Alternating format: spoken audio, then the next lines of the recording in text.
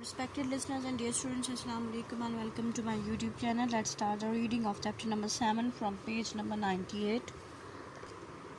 Chapter number 7 है networking and commerce. Topic है हमारा हाउ टू इंटरनेट वर्क्स. किस तरह से इंटरनेट काम करता है. इंटरनेट से आप जो भी इंटरनेट यूज़ कर रहे होते हैं उसके बिहाइंड किस तरह से सारी वर्किंग हो रही होती है.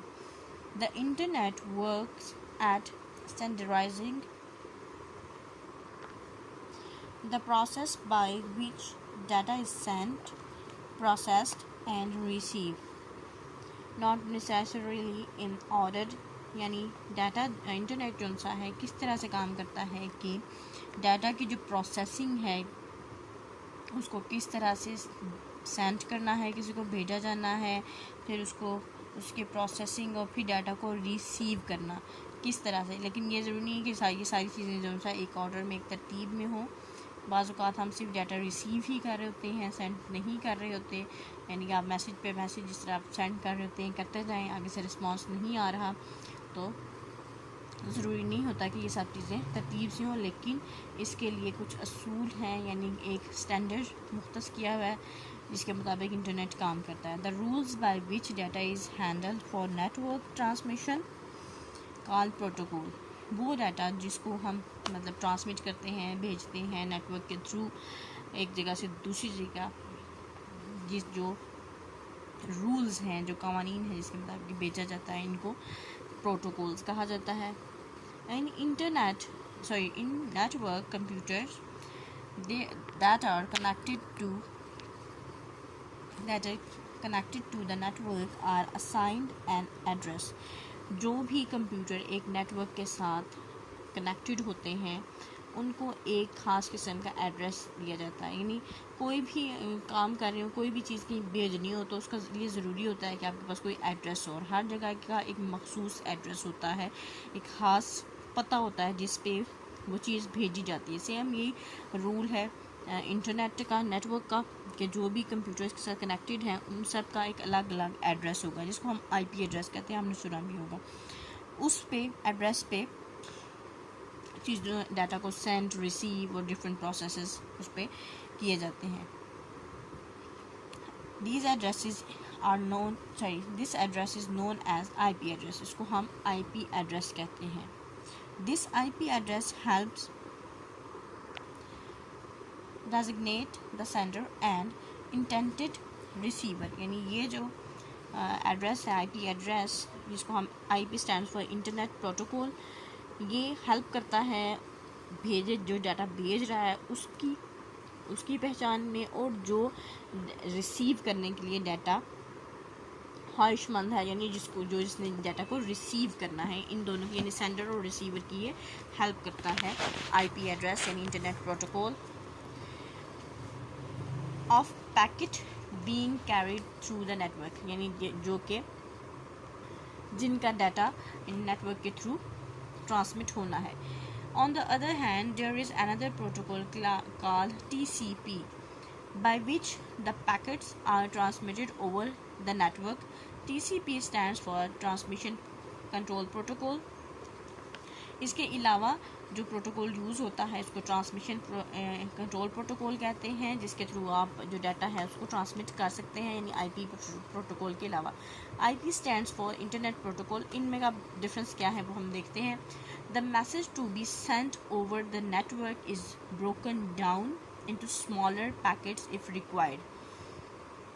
जो मैसेज आप सेंड कर रहे हैं, जो मैसेज आप भेज रहे हैं, या कोई भी डाटा है जो आप कहीं पे आप सेंड करना चाहते हैं, तो इसको डिफरेंट स्मॉल पीसेस में ब्रोक किया जाता है, तोड़ा जाता है अगर ये ज़रूरी हो. यानी अगर आपका मैसेज बहुत लंबा हो गया, आपने ये देखा होगा कि बाज़ औक़ात ये अगर सोशल ऐप्स आप यूज़ कर रहे हैं कोई भी, तो फॉर एग्ज़ाम्पल टिकटॉक अगर आप यूज़ कर रहे हैं तो वहाँ पे कमेंट करना चाहें तो वहाँ पे एक करैक्टर्स जो हैं स्पेसिफाइड होते हैं कि इससे ज़्यादा आप नहीं लिख सकते, तो वहाँ पे वो चीज़ स्टॉप हो जाती है. जबकि और कहीं पे आप कोई डाटा, इसी तरह और भी बहुत सारी जो है आपके पास वेबसाइट्स हैं जो कि अलो करती हैं चीज़ों को, आप एक हद मुकर्रर है उनकी. इस तरह से अगर बहुत लंबा मैसेज हो जाए या बहुत लंबा डाटा हो जाए तो उसको डिफरेंट जो पीसीज हैं उनमें ब्रोक किया जाता है ताकि डाटा आसानी से उसको पहुंचाया जा सके. Each smaller packet is sent over the network with many layers of information added to the packet. हर जो पैकेट है वो एक इंफॉर्मेशन की जो लेयर है उसके थ्रू सेंड किया जाता है रिक्वायर्ड जगह पे. These layers are removed from the received data one by one. यानी जब डाटा रिसीव हो जाता है तो ये लेयर्स जो सी वन बाय वन, यानी एक प्रोसेस है. इसी मिसाल के तौर पर आप किसी को मैसेज सेंड करते हैं तो पहले मैसेज सेंड होने की टिक लगती है, देन उस बंदे को रिसीव होने की टिक लगती है, देन रीड करने की. ये डिफरेंट प्रोसेस है जिसके थ्रू आपका डाटा कहीं पे पहुंचता है. After the receiver receives the data, it must rearrange the data since they were broke up at the source. यानी जो भी आपका डाटा है वो अगर भेजने से पहले अगर ये रिक्वायरमेंट थी उसकी, यानी ये ज़रूरी था कि डाटा को अगर ब्रोक किया गया है तो इसी तरह डाटा जो सा आपका रीअरेंज होकर इस बंदे को मिल जाता है. और ये काम ये जो एग्जांपल मैंने आपको दी है कि आप इतने करैक्टर लिख सकते हैं, ये ज़ाहिरी आपकी एग्जांपल है. यानी अगर जो डाटा जिस प्रोटोकॉल के थ्रू भेजा जा रहा है उस पर उसका भेजने में उसका जो सा है बड़ा डाटा हो तो उसको वो खुद ही ब्रोक कर लेता है और खुद ही वहाँ पे पहुँचने तक वो वापस रीअरेंज भी हो जाता है. In some cases packet of sequence does not reach at destination. बाज़ औक़ात जो से हैं जो पैकेट है इंफॉर्मेशन का वो सीक्वेंस में अपनी मुकाम पे अपने मुतलका जगह पे नहीं पहुँचता. The destination machine will order the resend of data. तो जो डेस्टिनेशन मशीन होती है वो कहती है कि डाटा को दोबारा से सेंड किया जाए. नेक्स्ट टॉपिक है hardware requirements for the computer network. Computer network के लिए किस किस्म की हार्डवेयर रिक्वायरमेंट चाहिए होती है, यानी किस किस्म का आपको किस किस्म के कार्ड्स चाहिए, किस किस्म की आपको केबल्स चाहिए, सारी चीज़ें. Some hardware requirements for computer networks are network interface card NIC. कुछ जो हार्डवेयर हैं यानी कुछ जो ऐसी चीज़ें जो आपको कंप्यूटर में चाहिए नेटवर्किंग के लिए, नेटवर्क्स के लिए, वो उनमें से एक है G network interface card NIC. ये इसकी शक्ल है, ये देख लें, ये इसकी डायग्राम पिक्चर यहाँ मौजूद है. This is usually part of the motherboard. It helps computer to connect to the network. ये जो कंप्यूटर का मदरबोर्ड होता है उसका पार्ट है, उसका हिस्सा है. इसका काम क्या होता है कि ये कंप्यूटर को नेटवर्क से कनेक्ट करने में मदद देता है. नेक्स्ट है रजिस्टर्ड जैक 45 जिसको हम RJ45 भी कहते हैं. This is an 8 wire connector. It is used to connect the hub switch to the nodes. For example that is the computing device. ये आपके पास है RJ45. ये जो वायर्स हैं इसके बीच में 8 छोटी छोटी तारें हैं डिफरेंट कलर की, रेड ब्लू ग्रीन इस किस्म की जो वायर्स इसके बीच में मौजूद हैं. इनका क्या काम होता है कि ये हब के साथ जोड़ती हैं. ये हब है जो डिफरेंट चीज़ों के लिए कनेक्ट किया जाता है, इसके साथ कनेक्ट करती हैं. और जो कंप्यूटिंग डिवाइसेस होती हैं यानी कैलकुलेशंस के लिए, हिसाब किताब के लिए, ये उसके लिए यूज़ होती हैं ज़्यादातर. नेक्स्ट है हब. हब क्या चीज़ है? Hub connects several devices to each other. The hub makes the devices act like they are part of single network segment. यानी ये हब है, अब इसके साथ डिफरेंट सा है चीज़ें अटैच होंगी और ये इस तरह से काम करता है कि ये सारी की सारी जो चीज़ें हैं जो डिफरेंट सारी की सारी 5-6 चीज़ें हैं ये एक ही सिंगल नेटवर्क से कनेक्टेड हैं, यानी एक ही चीज़ का जुज़्व है. The computer uses the NIC to send data to hub. जो कंप्यूटर NIC है वो हब को डाटा भेजता है और हब क्या करता है? The hub redirects the data to all computers connected to it. जो भी कंप्यूटर यहाँ पे कनेक्टेड होते हैं उन सब को ये डाटा ये प्रोवाइड कर देता है. For the given data the intended destination this device accept the data and other devices rejected. यानी जो डाटा दिया जाता है जिस भी डेस्टिनेशन के लिए वो डाटा होता है जिसके लिए भेजा जाता है वो उसको उसकी डिवाइसेस को एक्सेप्ट कर लेती है और जिसके पास ये डिवाइस नहीं है, ये डाटा नहीं है जिसके लिए, उसकी डिवाइसेस को रिजेक्ट कर देती है. नेक्स्ट है स्विच. ये है स्विच की शक्ल.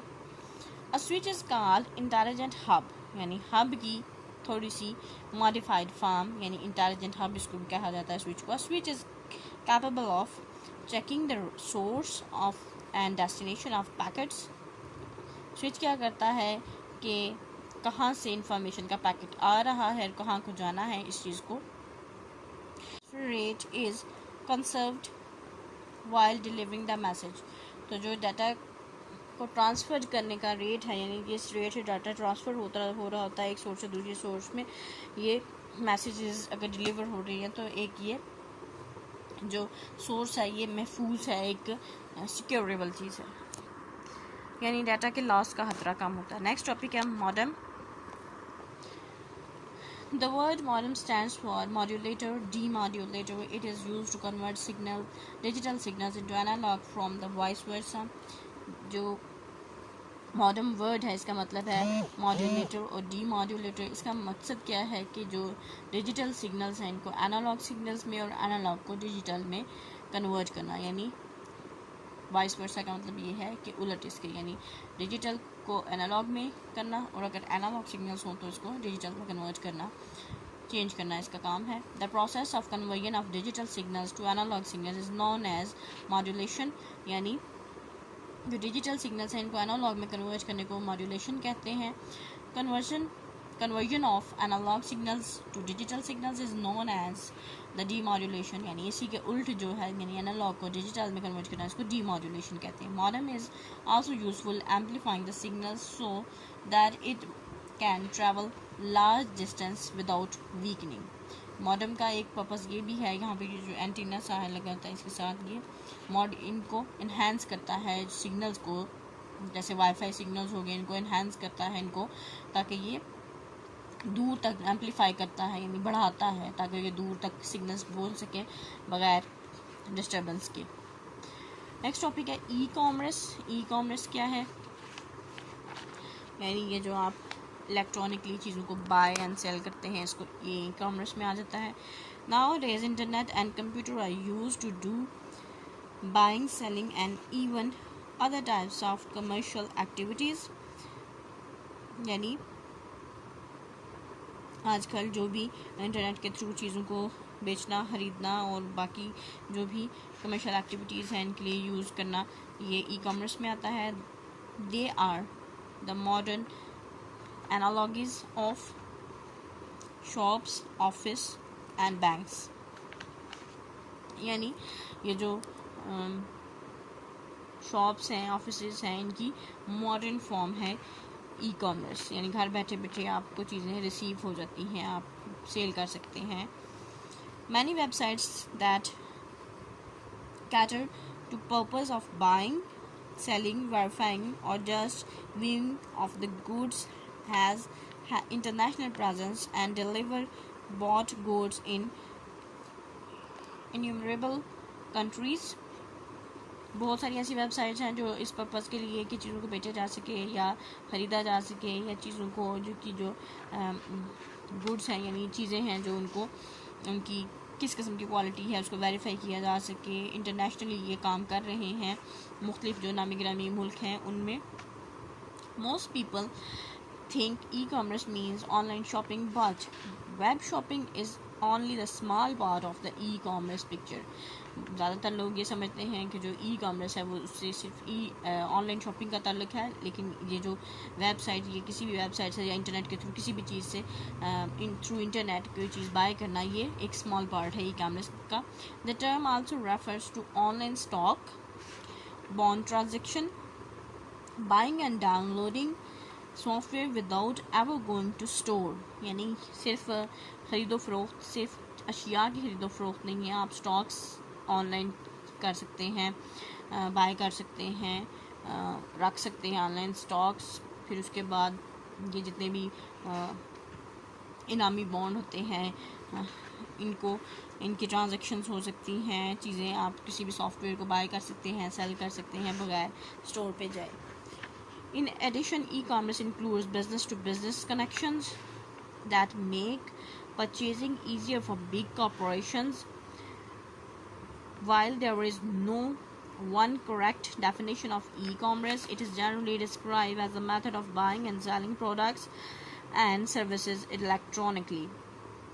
ई-कॉमर्स में यानी कोई बंदा बिज़नेस कर रहा है तो उसके बिज़नेस से भी आप जोड़ सकते हैं, बिज़नेस टू बिज़नेस आपके कनेक्शंस भी हो सकते हैं, चीज़ें बाय कर सकते हैं, जो बड़ी कॉर्पोरेशन हैं उनसे बाय खरीद सकते हैं, क्योंकि ई कॉमर्स की कोई एक प्रॉपर दुरुस्त डेफिनेशन नहीं है, तो इसको हम रेफर इसी तरह करते हैं कि आप इलेक्ट्रॉनिकली यानी बरकी तौर पे चीज़ों की जो ख़रीदो फ़रोख्त है इसको हम आमतौर पर ई कॉमर्स कहा जाता है। The main vehicle of e commerce remain the internet and the World Wide Web, but use of email, fax and telephone orders are also prevalent। यानी जो मेन जो व्हीकल है, जो गाड़ी है जिस पे सफ़र करती है ये ई कॉमर्स इलेक्ट्रॉनिक जो बाइंग एंड सेलिंग है, खरीदो फरोख्त, ये है। इसके लिए जो सोर्स बनता है वो या तो वेबसाइट्स होती हैं, इसके अलावा ईमेल पे, फैक्स पे के थ्रू, टेलीफोन्स के ज़रिए, और आजकल तो फेसबुक और व्हाट्सएप में जो ग्रुप्स हैं इनके ज़रिए भी खरीदो फरोख्त हो रही है। नेक्स्ट है technologies of e commerce. E commerce की क्या टेक्नोलॉजीज़ हैं, क्या टेक्नोलॉजीज़ यूज़ हो रही हैं। While many technologies can fit within the definition of e electronic commerce, the most important are electronic data interchange. E commerce के लिए बहुत सी डेफिनेशंस हैं, लेकिन इनमें से जो मोस्ट इम्पॉर्टेंट जो टेक्नोलॉजी है वो है जी electronic data interchange, electronic mails, emails जिसे कहते हैं वर्ल्ड वाइड वेब, इसके ज़रिए भी हो रही खरीदो फरोख्त होती है, यानी websites, electronic forms, bar codes, internet, product data exchange, ये सब चीज़ें यूज़ होती हैं ई कॉमर्स में। इसकी हम डिटेल देखते हैं। इलेक्ट्रॉनिक डाटा इंटरचेंज EDI, इसका क्या काम है। EDI is computer to computer exchange of structure business information in the standard electronic format. यानी EDI में एक कंप्यूटर का दूसरे कंप्यूटर के साथ जो बिजनेस है वो इंफॉर्मेशन, यानी एक कंप्यूटर दूसरे कंप्यूटर का इंफॉर्मेशन शेयर कर रहा है स्टैंडर्ड इलेक्ट्रॉनिक फॉर्म में। Information stored on computer is translated by software programs into standard EDI format for transmission to one and more trading partners। यानी एक कंप्यूटर में जो भी इंफॉर्मेशन मौजूद है उसको डिफरेंट चीज़ों में ट्रांसलेट करके लैंग्वेजेस में EDI के स्टैंडर्ड्स के मुताबिक डिफरेंट जो तजारती जो पार्टनर्स हैं, जो हिस्सादार हैं, उनके माबेन जो उनको ट्रांसमिट करना, उनकी खरीदो फरोख्त, ये इसमें आ जाता है। The trading partners computers in turn translate the information using software programmes into form they can understand. इसमें जो कंप्यूटर पार्टनर्स हैं, जो इस नेटवर्क के साथ मुंसलिक हैं, वो कंप्यूटर जो आप इंफॉर्मेशन है इसको यूज़फुल इंफॉर्मेशन में ट्रांसलेट करते हैं, जो डिफरेंट सॉफ्टवेयर प्रोग्राम्स को यूज़ करते हुए, ताकि इसको अंडरस्टैंड किया जा सके, समझा जा सके, सारे पार्टनर्स उसको अंडरस्टैंड कर सकें। Barcodes are used to automatic product identification by computers. They are a rectangular pattern of lines of varying width and space. Specific characters 0 to 9 are assigned unique patterns, thus creating a font which computers can recognize based on light reflected from a laser। Barcodes क्या होते हैं, ये automatically computer पे use होते हैं। Barcode machines होती हैं जो कि इनको रीड ऑफ करती हैं। ये रेक्टेंगुलर जो सी हैं लाइंस का पैटर्न होता है, जिनकी एक स्पेसिफिक चौड़ाई होती है, और उनके बीच में स्पेसिफिक एक ख़ास किस्म की जो सा है स्पेस भी होती है, गैप्स होते हैं, और करैक्टर्स होते हैं 0 से 9 तक, जो कि इन लाइंस को असाइन किए जाते हैं, और सिर्फ बारकोड रीडर इसको रीड कर सकता है। और जब ये इसको बारकोड रीडर से रीड किया जाता है तो लाइट रिफ्लेक्ट होने से जो है कंप्यूटर इसको रीड कर सकता है, जो लेज़र लाइट होती है इसकी। नेक्स्ट है इलेक्ट्रॉनिक मेल, जिसको ईमेल कहते हैं। Messages composed by individual and sent in digital form to the other recipients via internet. Different messages compose किए जाते हैं और मुख्तलिफ लोगों को इनफरादी तौर पर सेंड किए जाते हैं, भेजे जाते हैं इंटरनेट के through. Internet is a decentralised global network of millions of diverse computers and networks. Internet में बहुत सारे लाखों की तादाद में जो सा है मुख्तलिफ़ किस्म के मुख्तलिफ़ वैरायटी में कंप्यूटर नेटवर्क्स हैं जो मौजूद होते हैं, जो कि पूरी दुनिया में मौजूद हैं, यानी ग्लोबली इसको यूज़ किया जा रहा है. These networks can communicate with each other because they have agreed to use common communication protocol call TCP और ICP.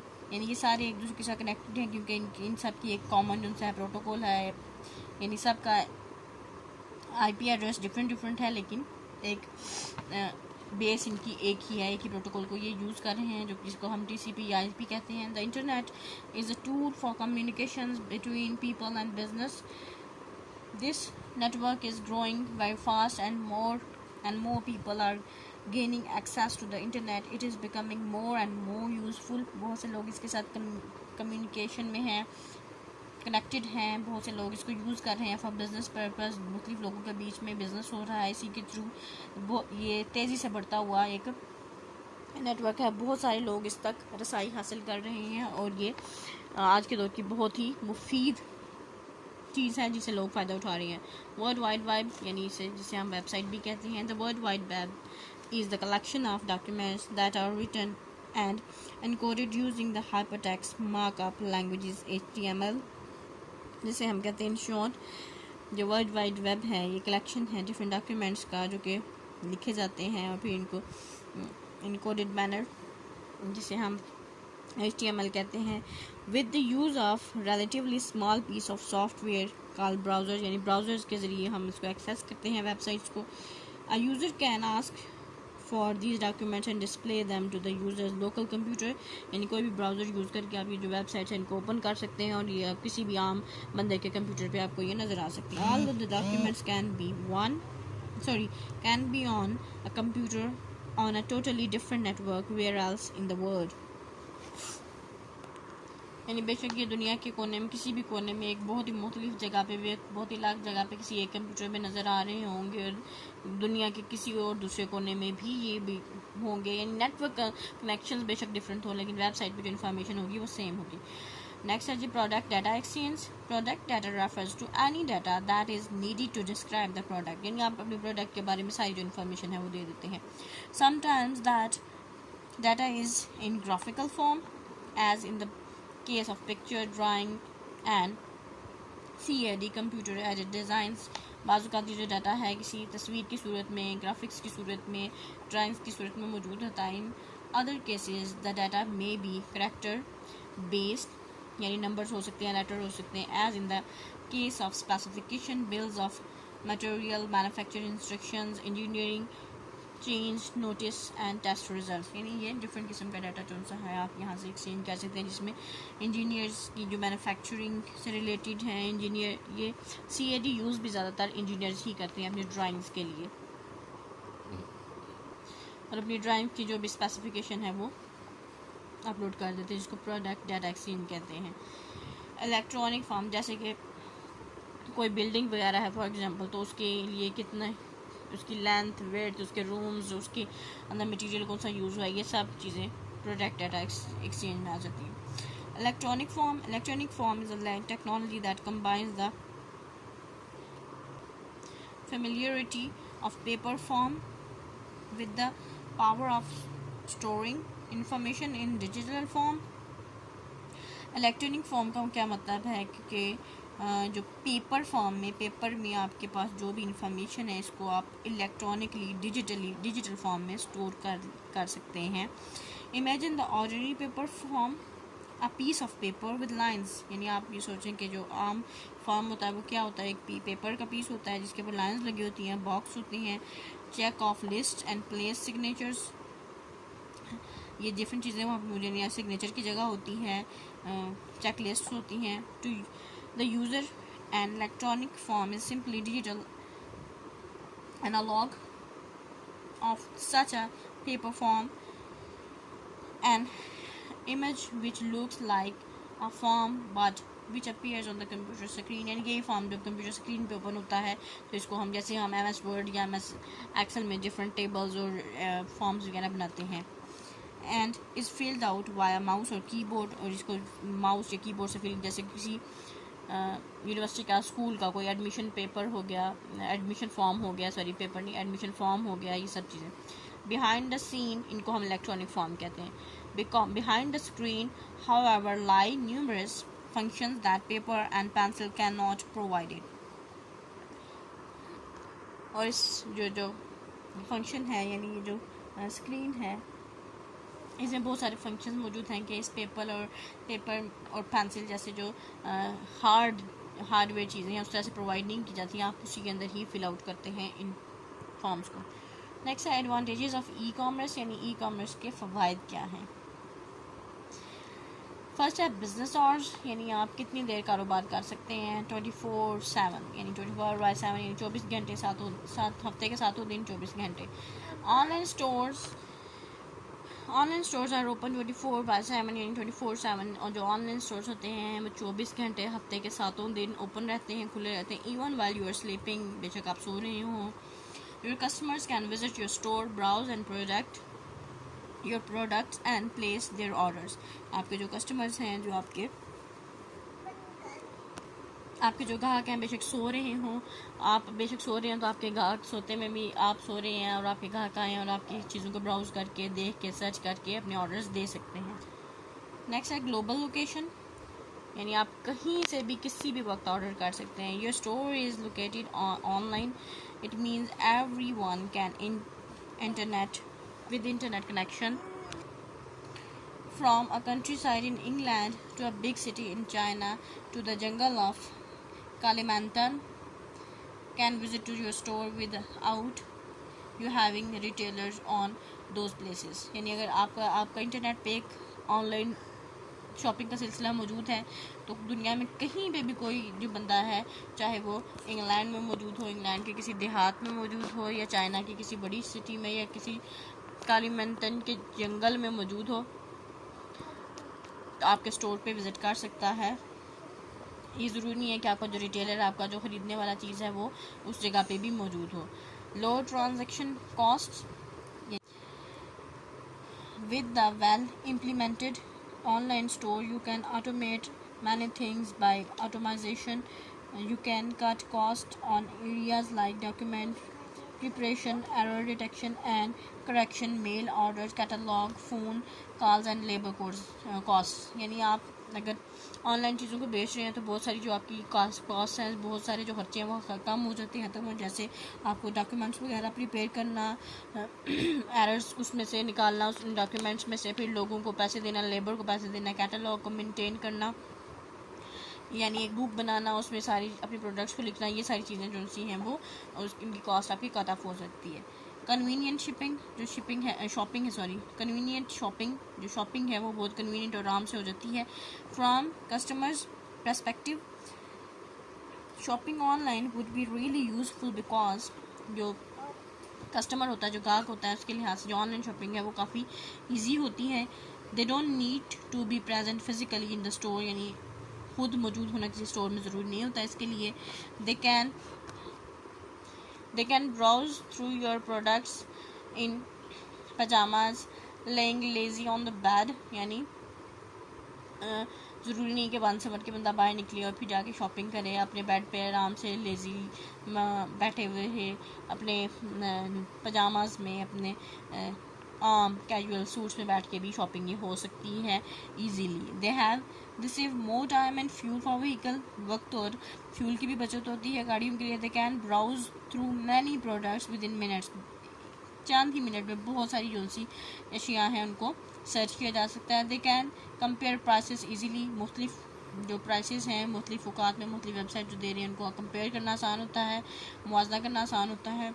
They can choose preferred payments gateway your online store offer, यानी जो payment के जो तरीके हैं वो जो प्रेफर आप करते हैं उसके ज़रिए वो आप पेमेंट कर सकते हैं. They can provide there important information more securely, जो इनकी कार्ड, क्रेडिट कार्ड नंबर या इस किस्म की जो भी इंफॉर्मेशन होती है इसको सिक्योरली जो सा है ये यूज़ कर सकते हैं इन ऑनलाइन शॉपिंग. इस पर हम स्टॉप करेंगे. Wish best of luck and अल्लाह हाफ़िज़.